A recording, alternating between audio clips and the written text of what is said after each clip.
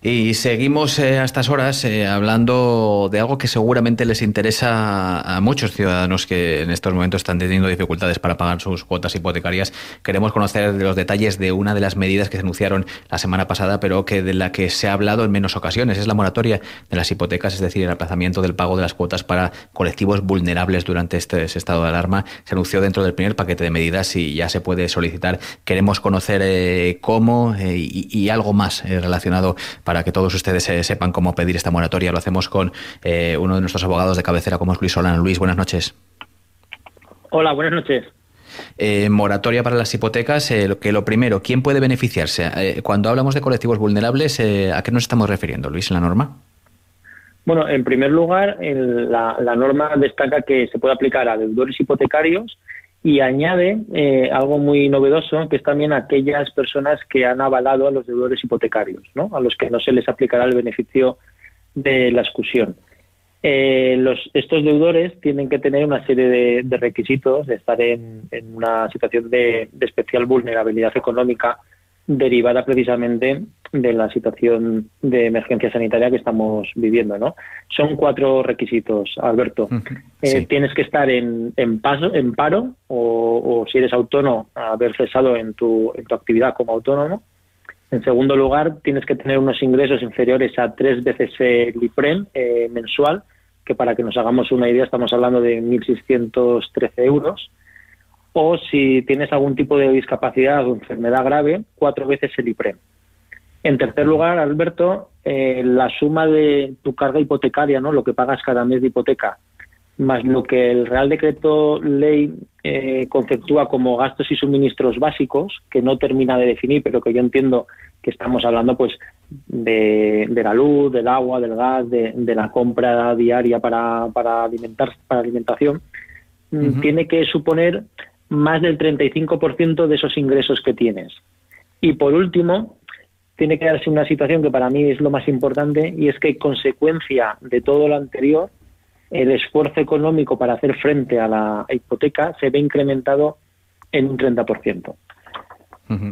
Es decir, que condiciones más o menos claras cuando hablamos de los ingresos es unidad familiar, esos 1.600, 3 veces el IPREM o 4 veces el IPREM. Me imagino que es por unidad familiar, no por individuo. Es un límite máximo, ¿no? Luego, realmente lo importante es lo que ganas a unidad familiar y cuánto le supone de esfuerzo en el pago de la hipoteca y esos gastos básicos que conceptúa el Real Decreto Ley.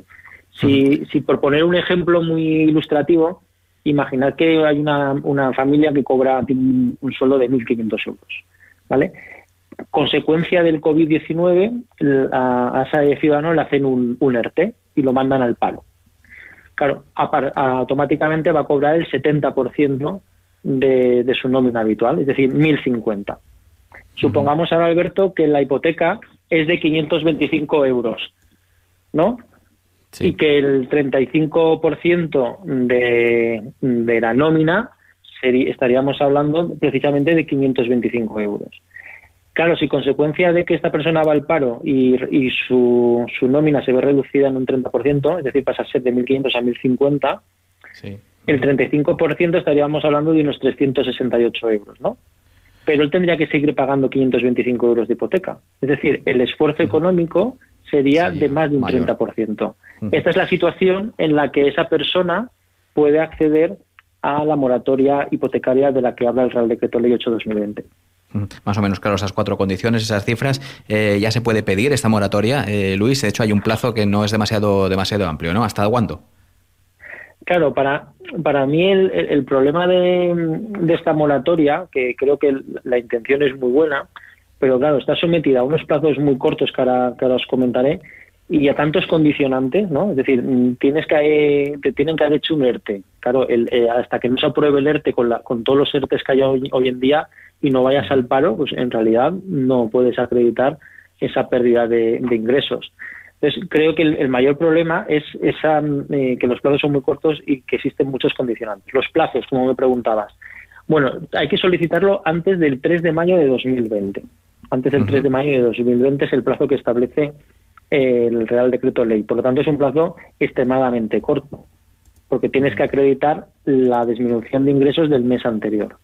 Sí. Lo positivo es que desde el momento en que lo pides existe la suspensión automática del pago de la hipoteca y, para mí casi más importante, la suspensión automática de la cláusula de vencimiento anticipado que la mayoría de hipotecas tienen para cuando pagas la hipoteca.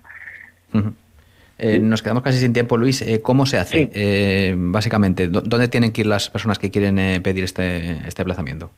Vale, las personas que quieran acogerse a esta moratoria tienen que hacerlo una solicitud por escrito ante su banco, acreditando los 4 requisitos que hemos dicho antes, que brevemente repito, que son estar en paro, tener unos ingresos inferiores a 3 veces el IMPRED, que la hipoteca y los gastos básicos supongan más del 35% de los ingresos y que el esfuerzo hipotecario suponga un incremento de un 30% para esa familia.